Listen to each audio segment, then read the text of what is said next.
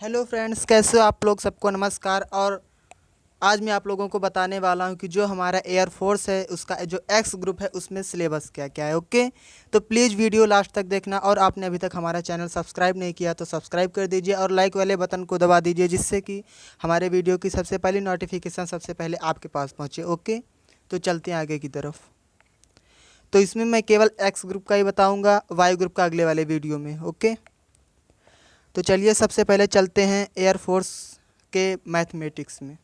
ठीक, तो मैथमेटिक्स में सबसे पहले हमारा आता है relations and functions, sets, relations and function, संबंध और फलन। ठीक, तो सबसे पहला ये होता है चैप्टर। दूसरा होता है त्रिगोनोमेट्रिक फंक्शन यानी त्रिकोणमितीय फलन। और तीसरा होता है इन्वर्स त्रिगोनोमेट्रिक फंक्शन। जो ये इन्वर्स त्रिगोनोमेट्रिक फंक्शन होता है ये और त्रिगोनोमेट्रिक फंक्शन दोनों सेम जैसे होते हैं, बस ये इसका व्युत्क्रम होता है। ओके, तीसरा होता है complex number and quadratic equations, समन्वय संख्या और द्विघात समीकरण। ठीक, पांचवा होता है लाइनर इनक्वालिटीज। छठा होता है मैथमेटिकल इंडक्शन।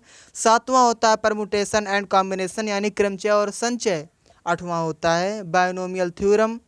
इसके बाद नौवां होता है सीक्वेंस एंड सीरीज।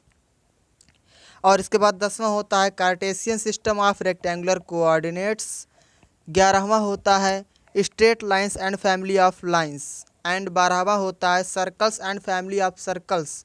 और 13वां होता है कोनिक सेक्शंस। देखिए, मैं आपको कोनिक सेक्शन में बता दूं कि कोनिक सेक्शन में 3 पार्ट होते हैं। एक होता है 2D, हमारा 2 डायमेंशन यानी। एक होता है हमारा 3D, 3 डायमेंशन। 2D 3D मिलाकर 2 पार्ट होते हैं। 2D में होता है हमारा सबसे पहले होता है सर्किल, फिर इलिप्स, फिर पैराबोला, हाइपरबोला। इसमें इतने पार्ट होते हैं, ये देखो दिया भी है। उसके बाद आगे 3 डायमेंशन जियोमेट्री, फिर मैट्रिक्स एंड डिटर्मिनेंट्स यानी आव्यूह और सारणिक, फिर उसके बाद लिमिट ऑफ कंटिन्यूटी, फिर उसके बाद डिफरेंशिएशन यानी अवकलन। फिर 18 नंबर जो होता है वो होता है एप्लीकेशंस ऑफ डेरिवेटिव। ठीक, 19वां होता है इनडिफिनाइट इंटीग्रल्स मतलब अनिश्चित समाकलन। 20वां होता है डिफिनिट इंटीग्रल्स मतलब निश्चित समाकलन। 21वां होता है एप्लीकेशंस ऑफ द इंटीग्रल्स। ठीक, मतलब समाकलन के अनुप्रयोग। 22वां होता है डिफरेंशियल इक्वेशन यानी अवकल समीकरण। 23वां हमारा होता है मैथमेटिकल रीजनिंग।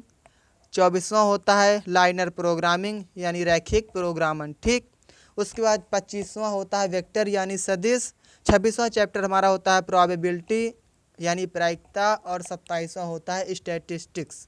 ठीक, अब इसमें देखिए जो हमारा मैथ का पेपर होता है उसमें टोटल 25 क्वेश्चंस आते हैं। ओके, ठीक, जो हमारा मैथ का पेपर होता है उसमें केवल 25 क्वेश्चंस आते हैं। ठीक, 25 क्वेश्चन आते हैं मैथ में और 25 ही क्वेश्चन आते हैं फिजिक्स में। फिजिक्स में भी 25 ही क्वेश्चन आते हैं। ठीक फ्रेंड, उसके बाद जो है इंग्लिश जो हमारा होता है इंग्लिश में ओनली 20 क्वेश्चन आते हैं। तो टोटल मिलाकर कितने हो गए? टोटल मिलाकर 70 क्वेश्चन हमारे एग्जाम में पूछे जाते हैं। ठीक, अब चलिए आगे चलते हैं। ये मैथ का सिलेबस हुआ पूरा। टोटल से 27 चैप्टर्स होते हैं। ओके, अब आगे चलते हैं। आगे देखिए, अब हमारा आ गया फिजिक्स का। ठीक, अब देखिए फिजिक्स में क्या होता है। फिजिक्स में जो पहला चैप्टर होता है वो फिजिकल वर्ड एंड मेजरमेंट यानी भौतिक जगत और मापन। ठीक, दूसरा होता है काइनेमेटिक्स यानी बलगतिकी। और हमारा जो तीसरा चैप्टर होता है वो लॉ ऑफ मोशन मतलब गति के नियम। चौथा जो होता है वर्क, एनर्जी एंड पावर यानी कार्य, ऊर्जा और शक्ति। ठीक, पांचवा चैप्टर होता है motion of system of particles and rigid body. ठीक, छठा चैप्टर होता है हमारा ग्रेविटेशन यानी कि गुरुत्वाकर्षण। सातवां होता है प्रॉपर्टीज ऑफ बल्क मैटर। आठवां होता है थर्मोडायनेमिक्स यानी ऊष्मागतिकी। नौवां होता है behaviour of perfect gases and kinetic theory of gases. ठीक, 10वां होता है ओसिलेशंस ऑफ वेव्स। 11वां होता है इलेक्ट्रोस्टैटिक्स यानी और 12वां होता है करंट इलेक्ट्रिसिटी। ठीक, 13वां चैप्टर हमारा होता है magnetic effect of current and magnetism. 14वां चैप्टर हमारा होता है electromagnetic induction and alternating current. ठीक, 15वां होता है इलेक्ट्रोमैग्नेटिक वेव्स विद्युत चुंबकीय तरंगें। 16वां ऑप्टिक्स मतलब तरंगे। 17वां dual nature of matter and radiation. 18वां एटम एंड न्यूक्लियस मतलब परमाणु और नाभिक। 19वां चैप्टर इलेक्ट्रॉनिक डिवाइस। ठीक, इलेक्ट्रॉनिक युक्तियाँ जिसमें आते हैं गेट वगैरह आते हैं, गेट वगैरह आ गया, आपका ट्रांसफार्मर आ गया, और बहुत से संचार के साधन होते हैं वो आते हैं। 20वां चैप्टर होता है कम्युनिकेशन सिस्टम। ठीक, तो फिजिक्स में कितने टोटल क्वेश्चन आते हैं? 25 क्वेश्चन आते हैं फिजिक्स में। ठीक, अब चलिए आगे चलते हैं, इंग्लिश का सिलेबस अपना देखते हैं। ओके, इंग्लिश के सिलेबस में देखिए सबसे पहले आता है क्या, इंग्लिश के सिलेबस सबसे पहले आपको एक पैसेज दिया जाएगा। ओके, सबसे पहले आपको एक पैसेज दे दिया जाएगा। पैसेज में जो है, पैसेज को पहले आपको ध्यान से पढ़ना है। उसके बाद जो क्वेश्चन पूछे जाएंगे, जो क्वेश्चंस पूछे जाएंगे उसका आंसर देना है। लगभग पैसे से 5 क्वेश्चंस पूछे जाते हैं। ठीक, टोटल 20 नंबर की इंग्लिश होती है। ओके, तो पैसेज को ध्यान से पढ़ना, उसके बाद पैसेज के क्वेश्चन जो होते हैं उनका आंसर देना है। जो पैसेज के अधिकतर क्वेश्चंस जो होते हैं पैसेज के, वो अधिकतर इसी बेस पर बनते हैं। जैसे कि पहला हो गया टू जज अंडरस्टैंडिंग ऑफ द पैसेज, मतलब पैसेज को समझना कि पैसेज में क्या कहा गया है, किसके बारे में बताया गया है। दूसरा नंबर होता है टू ड्रा इन्फ्रेंस, मतलब पैसेज में किस बात को अधिक मतलब दिखाया गया है, किस बात की चर्चा की गई है।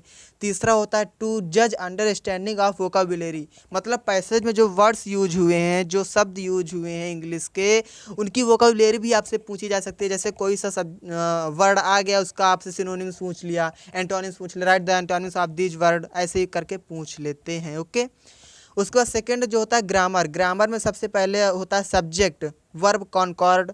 दूसरा होता है forms of words and errors in the use of words etc, मतलब आपको दिया रहेगा एक सेंटेंस, उसमें वर्ब की कौन सी फॉर्म आएगी, ऑप्शन में दिया रहेगा, आपको उसमें लगाना है कि कौन सी फॉर्म आएगी, फर्स्ट आएगी, सेकंड आएगी, थर्ड आएगी, आई यस या यस आएगी, आईएनजी फॉर्म आएगी, वो आपको बताना है। तीसरा होता है sequence of tenses and errors in the use of tenses, मतलब आपको दिए रहेंगे इसमें टेंस का यूज करना है, कैसे टेंस को एक सीक्वेंस में लगाना है कि कौन सा सही है कौन सा गलत है। ओके, चौथा आएगा transformation of sentences, compound, complex, simple, negative, affirmative, comparative degree, positive degree, superlative degree, etc, मतलब इसमें आपको एक सेंटेंस दिया रहेगा, उसको ट्रांसफॉर्म करना है। ट्रांसफॉर्म मतलब होता है कि सेंटेंस का जो आकार है, प्रारूप, वो बदल जाए, लेकिन जो सेंटेंस का कहने का भाव है वो ना बदले। ठीक, इसके बाद जो आपका अगला आता है वो आता है जो है ग्रामर 2।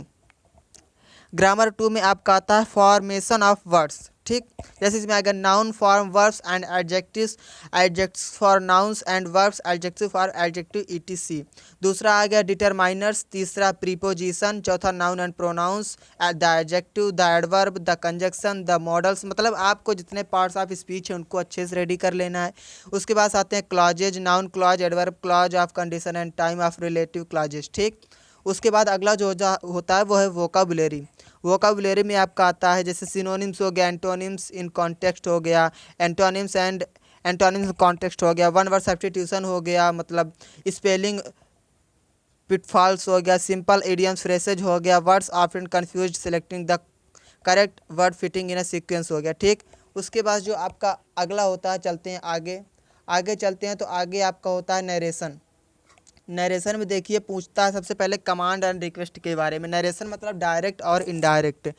कमांड एंड रिक्वेस्ट कैसे? इंपरेटिव सेंटेंस में। ठीक, दूसरा होता है स्टेटमेंट्स वेरियस टेंसेज, मतलब जो टेंस के विभिन्न रूप है, जैसे प्रेजेंट इंडेफिनिट किस में चेंज होगा, आपको उसमें डायरेक्ट इनडायरेक्ट करना रहेगा नरेशन। ओके, तीसरा होता है questions various forms of question tenses etc. ठीक, इसके बाद अगला आता है वॉइस एक्टिविटी एंड पैसिव, मतलब इसमें आपको एक्टिव पैसिव चेंज करना है। कैसे? The preposition, model, auxiliaries, infinitive, participles, मतलब किसी भी तरह से आप जिस पर वो दिया रहेगा उस पर आपको चेंज करना है।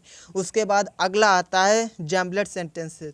जैम्बलेट सेंटेंसेज में आपको सेंटेंस दिए रहेंगे, उसको सही करना है, कहाँ पर क्या बोलते हैं कैपिटल वर्ड्स कहाँ पर आएंगे, कॉमाज कहाँ, मतलब जो ग्रामेटिकल मिस्टेक होती है उस पर लगता है। ओके।